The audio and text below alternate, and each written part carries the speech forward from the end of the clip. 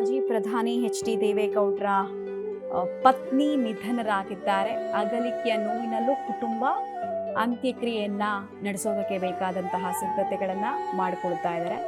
ಇನ್ನೊಂದು ಕಡೆಗೆ JDSನ ಶಾಸಕರುಗಳು, ನಾಯಕರು, ಮುಖಂಡರು, YSV ದತ್ತ ಆದಿಯಾಗಿ ಅನೇಕರು ಈಗಾಗಲೇ ಅಂತ್ಯಕ್ರಿಯೆ ನಡೆಯುವಂತಹ ಜಾಗದಲ್ಲಿ ಬಂದಿದ್ದಾರೆ.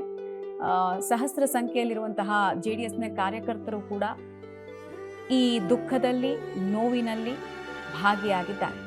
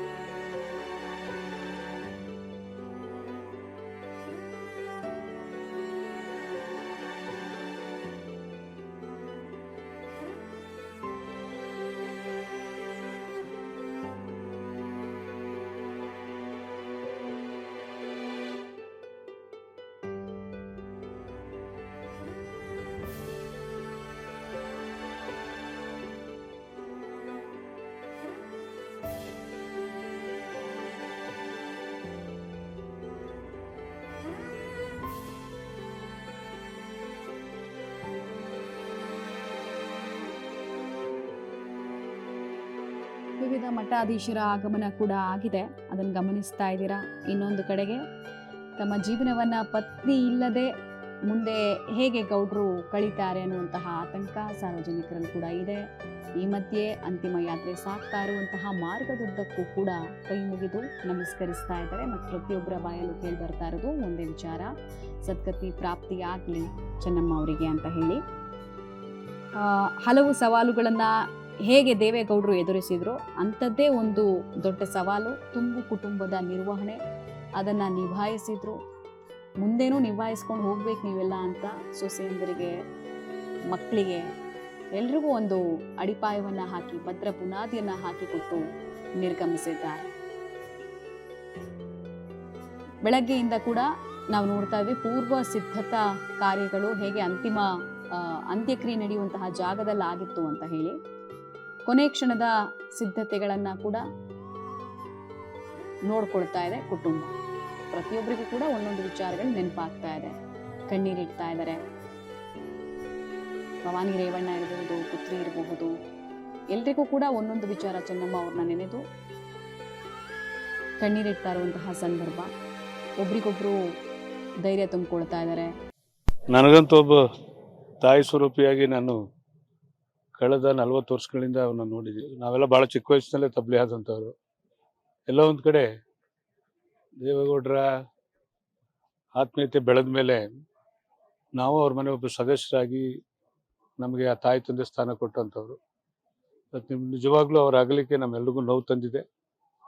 ಅವರ ಇಡೀ ರಾಜ್ಯಾದ್ಯಂತ ಎಷ್ಟು ಮಟ್ಟಿಗೆ ಅವರ ಒಡನಾಟ ಇತ್ತು ಅನ್ನೋದಕ್ಕೆ ಸಾಕ್ಷಿ ನಿನ್ನೆ 12 ಗಂಟೆಗೆ ಹೊರಟಂಥ ಅವರ ಒಂದು ಯಾತ್ರೆ ಬೆಳಿಗ್ಗೆ 5 ಗಂಟೆಗೆ ಇವತ್ತು ಇಲ್ಲಿ ಬಂದು ತಲುಪುವಂಥ ವ್ಯವಸ್ಥೆ ಆಗಿದೆ. ಇಂಥ ಒಂದು ಸ್ಥಿತಿನಲ್ಲಿ ಬಹಳ ಎಲೆಮೆರೆ ಕಾಯಿ ರೀತಿ ಅವರ ಜವಾಬ್ದಾರಿಯನ್ನು ನಿರ್ವಹಿಸಿರ್ತಕ್ಕಂಥದ್ದನ್ನ ನಾವು ನೋಡಿದ್ದೀವಿ. ಮಾತೃ ಸ್ವರೂಪಿಣಿ ಶ್ರೀಮತಿ ಚೆನ್ನಮ್ಮರವರು ಜನಮಾನಸದಲ್ಲಿ ತಾಯಿಯ ರೂಪದಲ್ಲಿ ಇವತ್ತು ಕೂಡ ಸ್ಥಾನವನ್ನು ಪಡ್ಕೊಂಡಿದ್ದಾರೆ. ನಾವು ಕೂಡ ಪೂರ್ವಾಶ್ರಮದಲ್ಲಿ ತಹಶೀಲ್ದಾರ್ ಆಗಿ ಅಸಿಸ್ಟೆಂಟ್ ಕಮಿಷನರ್ ಆಗಿ ಕೆಲಸ ಮಾಡಿದ ಸಂದರ್ಭದಲ್ಲಿ ಅವರ ಪ್ರೀತಿಯನ್ನ ಕರುಣೆಯನ್ನು ಕೂಡ ನೇರವಾಗಿ ನೋಡಿದ್ದೇವೆ. ಸನ್ಮಾನ್ಯ ದೇವೇಗೌಡರು ತಳಮಟ್ಟದಿಂದ ದೆಹಲಿಯ ಮಟ್ಟದ ತನಕ ಅವರ ರಾಜಕೀಯ ಮುತ್ಸದ್ದಿಯಾಗಿ ಬೆಳಿಲಿಕ್ಕೆ, ಅವರ ಎಲ್ಲ ಕಷ್ಟ ನಷ್ಟಗಳನ್ನ ಸಹಿಸಿಕೊಂಡು ಆ ಮಟ್ಟಕ್ಕೆ ಬೆಳಿಲಿಕ್ಕೆ ಚೆನ್ನಮ್ಮರವರ ಒಂದು ಪರಿಶ್ರಮ ಮತ್ತು ಸಂಯಮ ಮತ್ತು ತಾಳ್ಮೆ ಬಹಳ ಪ್ರಧಾನವಾದ್ದು. ನಮ್ಮ ದೇಶಕ್ಕೆ ಪ್ರಧಾನಮಂತ್ರಿ ಆಗಿರ್ತಕ್ಕಂಥ ನಮ್ಮ ದೇವೇಗೌಡರು ಸಾಹೇಬರು ಅವರ ತಾಯಿ ಹೃದಯದ ಪತ್ನಿಯಾದಂಥ ಚೆನ್ನಮ್ಮ ತಾಯಿಯವರು ಇವತ್ತು ಆಗಲಿರ್ತಕ್ಕಂಥದ್ದು ನಮ್ಮ ದೇಶಕ್ಕೆ ತುಂಬಲಾರದ ನಷ್ಟ ಆಗಿದೆ, ನಮ್ಮ ರಾಜ್ಯಕ್ಕೂ ತುಂಬಲಾರದ ನಷ್ಟ ಆಗಿದೆ. ಹಾಗಾಗಿ ಆ ಕುಟುಂಬಕ್ಕೆ ಆ ದುಃಖವನ್ನು ಭರಿಸುವಂಥ ಶಕ್ತಿ ಭಗವಂತ ಕರುಣಿಸಲಿ. ಅದರ ಜೊತೆಗೆ ಆ ತಾಯಿ ಬಗ್ಗೆ ಪ್ರತಿಯೊಬ್ಬರು ಮಾತನಾಡುವಂಥ ಸಂದರ್ಭದಲ್ಲಿ ನಮ್ಮ ಮನೆಯಲ್ಲಿ ನಮ್ಮ ತಾಯಿಯೇ ಆ ರೀತಿ ನಮ್ಮನ್ನು ಅಗಲಿ ಹೋಗಿದ್ದಾರೆ ಅಂತ ಇವತ್ತು ನಮ್ಮ ಒಟ್ಟಾರೆ ನಮ್ಮ ಪಕ್ಷಕ್ಕೆ JDS ಪಕ್ಷಕ್ಕೆ ಹೆಚ್ಚಿನ ಒಂದು ತುಂಬಲಾರದ ನಷ್ಟವನ್ನು ನಾವು ಕಾಣ್ತಾ ಇದ್ದೇವೆ. ಅವ್ರಿಗಿದ್ದ ಒಂದು ಅಟ್ಯಾಚ್ಮೆಂಟ್ ಯಾರಿಗೆ, ದೇವೇಗೌಡರಿಗೆ ಅಷ್ಟೊಂದು ಒಡನಾಟ ಬಹುಶಃ ನಾವು ಇನ್ನು ನೋಡುವುದಿಲ್ಲ, ನೋಡಿ ಇಲ್ಲ. ಅಷ್ಟು ಅಟ್ಯಾಚ್ಮೆಂಟ್ ಇತ್ತು ಅವರಿಬ್ರಿಗೂ. ಬಹುಶಃ ನಾವು ನೋಡ್ಬಿಟ್ರೆ ಒಂದು ರೀತಿ ದುಃಖ ಆಗುತ್ತೆ, ಒಂದು ರೀತಿ ಸಂತೋಷ ಆಗುತ್ತೆ. ಬಹುಶಃ ಅನ್ನಪೂರ್ಣೇಶ್ವರ ತಾಯಿ ಅಂತ ಹೇಳ್ಬೋದು. ವಿಶೇಷವಾಗಿ ಸ್ವರ್ಗದಲ್ಲಿ ಜಾಗ ಸಿಗೋದ್ರಲ್ಲಿ ನಮಗೆ ಡೌಟ್ ಇಲ್ಲ. ಬಹುಶಃ ನೆನ್ನೆ ನಾವು ಕಂಡಿರ್ತಕ್ಕಂಥ ಒಂದು ದೃಶ್ಯ 12:10 ನಾವು ರಾಜ್ಯಕ್ಕೆ ಮತ್ತು ಕುಟುಂಬಕ್ಕೆ ಅವರ ಅನುಯಾಯಿಗಳಿಗೆ ದೊಡ್ಡ ನಷ್ಟ ಆಗಿದೆ. ಇನ್ನು 16 ವರ್ಷ ಇರಬೇಕಾಯ್ತು ಅಂತಕ್ಕಂಥದ್ದು ಎಲ್ರಿಗೂ. പക്ഷെ ನಾವು ಅವರ ಕುಟುಂಬದಲ್ಲಿ ಬೆಳೆದವರು, ಅವರ ಆಶೀರ್ವಾದ ತಗೊಂಡಿದ್ದೀವಿ. ನಾವು ಹೋದಂಥ ಸಂದರ್ಭದಲ್ಲಿ ತಿಂಡಿ ಊಟ ಎಲ್ಲನೂ ನಮ್ಮೊಬ್ರಿಗೆಲ್ಲ ಯಾರು ಅವ್ರ ಮನೆಗೆ ಬರ್ತಾರೆ ಎಲ್ಲರೂ ಆಶೀರ್ವಾದ ಮಾಡ್ತಿದ್ರು. ಆ ತಾಯಿ ಇನ್ನು ಇರಬೇಕಾಗಿತ್ತು. ಅವರು ವಿಧಿವಶ ಆಗಿರೋದ್ರಿಂದ ಅವರ ಆತ್ಮಕ್ಕೆ, ಕುಟುಂಬಕ್ಕೆ, ಎಲ್ಲ ಅವರನ್ನು ನಂಬಿರ್ತಕ್ಕಂಥ ಎಲ್ಲ ಜನಕ್ಕೂ ದುಃಖ ತರ್ತಕ್ಕಂಥ ಶಕ್ತಿ. ಸನ್ಮಾನ್ಯ ದೇಶದ ಮಾಜಿ ಪ್ರಧಾನಮಂತ್ರಿಗಳು ಸನ್ಮಾನ್ಯ ದೇವೇಗೌಡರವರ ಧರ್ಮಪತ್ನಿ ಇವತ್ತೇನು ಚೆನ್ನಮ್ಮನವರು ನಮ್ಮನ್ನ ಬಿಟ್ಟು ಅಗಲಿದ್ರು. ಬಹಳ ದುಃಖ ಆಗ್ತದ ನಮ್ಗೆ. ನಿಜವಾಗ್ಲೂ ನಾಡಿನಾದ್ಯಂತ ಎಲ್ಲರೂ ಅವರಿಗೆ ಶೋಕ ವ್ಯಕ್ತಪಡಿಸ್ತಾರ, ಶ್ರದ್ಧಾಂಜಲಿ ವ್ಯಕ್ತಪಡಿಸ್ತಾರ. ಅಂತ ಒಂದು ಮಹಾತಾಯಿ ಇವತ್ತು ನಮ್ಮನ್ನು ಬಿಟ್ಟು ಹೋಗಿರೋದು ಬಹಳ ದುಃಖಕರವಾದ ವಿಷಯ.